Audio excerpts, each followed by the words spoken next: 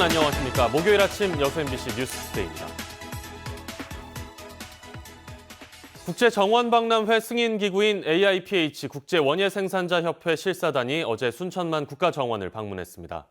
실사단은 오는 2023년 유치하려는 순천만 국제정원박람회가 지난 2013년 열렸던 박람회와 어떻게 달라지는지 관심이 컸습니다. 박민주 기자가 취재했습니다. 정원박람회 승인기구인 국제원예생산자협회 실사단이 환영을 받으며 국가정원으로 들어섭니다. AIPH 현지 실사단은 버나드 회장을 단장으로 모두 6명으로 구성됐습니다. 실사단은 브리핑을 받는 자리에서 2023년 국제정원박람회가 열릴 경우 지난 2013년과 달라지는 부분에 관심이 컸습니다. 국가별 정원을 연계 확장하는 방안에도 질문이 이어졌습니다. 실사단은 이틀간 2023 국제정원박람회 개최 정지를 둘러보며 유치 타당성을 검토합니다. This is a very special situation. I've never seen this before. Look forward to this meeting, to hear from you, and hopefully working together for the next couple of years up to 2023. 순천시는 지난 2013년에 이어 10주년이 되는 2023년에 다시 정원박람회가 열린다는 점을 부각시켰습니다. 국가정원을 연계한 5대 자연정원을 조성해 도시 전체를 거대한 정원으로 만든다는 목표도 밝혔습니다.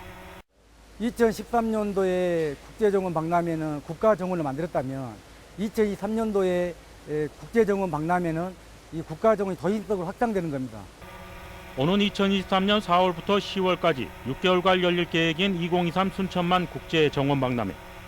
실사가 끝나면 다음 달 미국 마이애미에서 열리는 AIPH 총회에서 개최 여부가 최종 결정됩니다. MBC 뉴스 박민주입니다. 코로나19 16번째와 18번째 확진자의 접촉자들이 잇따라 자가격리에서 해제되고 있습니다. 보건당국에 따르면 지난 11일까지 해당 확진자와 접촉한 시민들 가운데 검사 결과 음성 판정을 받고 확진자와 접촉 시점부터 14일이 지난 152명이 자가격리에서 해제됐습니다. 한편 광양시는 광양에서 근무했던 16번째 확진자의 남편이 현재 광주에서 자가격리 중이고 최근 검사 결과 음성으로 나왔다며 별다른 이상이 없으면 17일쯤 자가격리에서 해제될 것으로 내다봤습니다. 순천시가 코로나19 감염증 확산 방지를 위해 농촌 지역 진료 체계 구축을 강화합니다. 순천시는 코로나19 확산을 막기 위해 농촌 지역 주민 건강관리 등 진료 체계를 마련하고 관련 대응을 한층 더 강화하기로 했습니다. 특히 농촌 지역 노령층이나 폐질환 보유자를 중심으로 점검을 강화하고 농촌 주민들을 대상으로 한 위생관리 체계도 적극 홍보하고 있습니다. 여수시 공립노인전문요양병원의 부실한 운영을 둘러싼 논란이 확산되고 있습니다.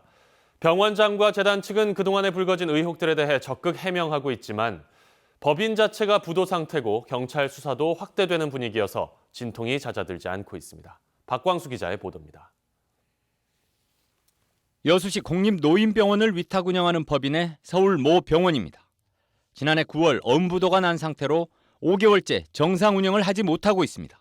여기 직원 업무과 직원이 없어요.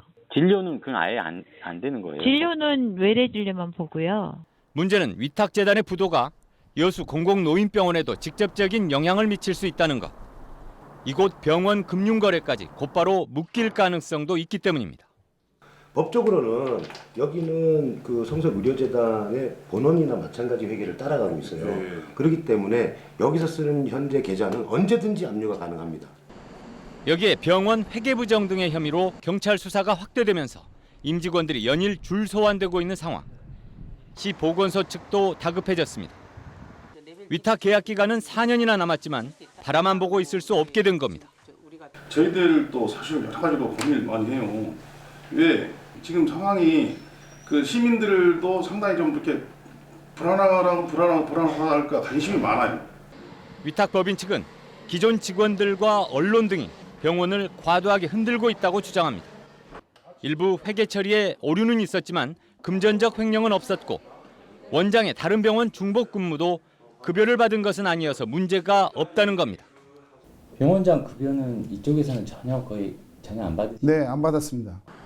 하지만 경찰은 다각적인 형태의 횡령 정황에 대해서도 조사를 확대하고 있는 것으로 알려져 수사 과정과 결과에 따라 병원 안팎의 진통은 당분간 이어질 전망입니다. MBC 뉴스 박광수입니다. 순천의 한 종합병원 탈의실에 몰래카메라를 설치한 혐의로 재판에 넘겨진 30대 남성에게 항소심에서 형이 가중됐습니다.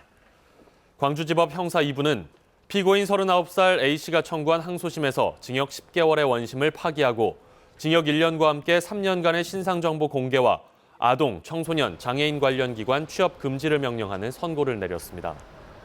재판부는 A씨가 지난 2017년부터 지난해까지 장기간에 걸쳐 불특정 다수를 상대로 범행했고 피해자 중 한 명은 극단적 선택까지 하는 등 피해자들에게 용서받지 못한 점을 고려했다며 양형 이유를 밝혔습니다. 여수와 고흥을 잇는 도로 명칭이 조만간 결정될 것으로 보입니다. 전라남도가 실시한 명칭 공모 결과 전국적으로 270여 건이 접수됐고 지역명과 바다, 섬 등을 강조한 특색 있는 명칭들도 포함된 것으로 알려졌으며 이번 달 말까지 자문과 심사 등을 거쳐 명칭이 선정됩니다. 여수와 고흥 사이 10곳의 섬을 잇는 이번 도로는 총 길이 39.1km로 오는 2028년에 모든 구간이 완공됩니다. 전남의 겨울 대파 재배 농민들의 한숨이 깊어지고 있습니다. 가격이 폭락하면서 내다 팔 곳이 없어 3년째 밭을 갈아엎어야 할 상황입니다. 박영훈 기자가 현장 취재했습니다. 수확한 겨울 대파 작업을 하는 농민들의 얼굴에 시름이 한가득입니다. 5톤 트럭 한 대 물량을 농산물 시장으로 내보낼 때마다 300에서 400만 원씩 손해가 나고 있습니다. 이미 약속한 물량이 끝나면 작업을 포기할 생각입니다. 큰 일 나는 일이죠. 이것이 저희들은 지금 연 3년 지금 이렇게 손실을 보고 있습니다.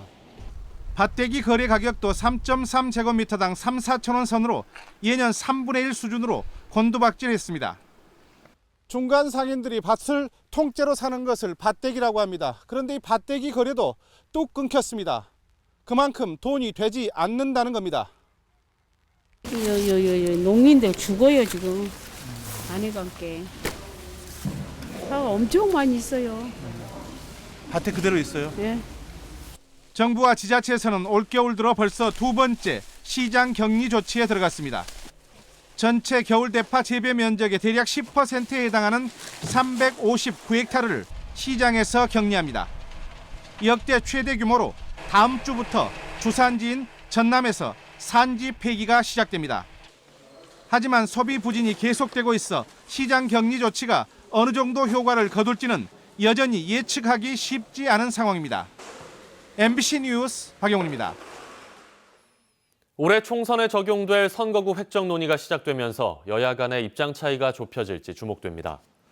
현재 더불어민주당과 자유한국당은 혼란을 막기 위해 전체 선거구에서 큰 변화가 없어야 한다는 데 공감하면서도 인구 상한선을 넘어 분구되는 지역을 각각 3곳과 1곳으로 정하자는 입장인 것으로 알려져 다음 달 5일 본회의까지 치열한 협상이 예상됩니다.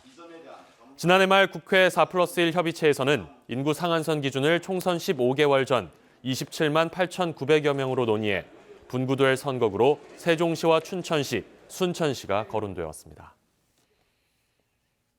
여수시가 지역의 최우선 현안 3가지를 선정해 국회의원 출마 후보들에게 총선 공약에 반영해달라고 요청했습니다.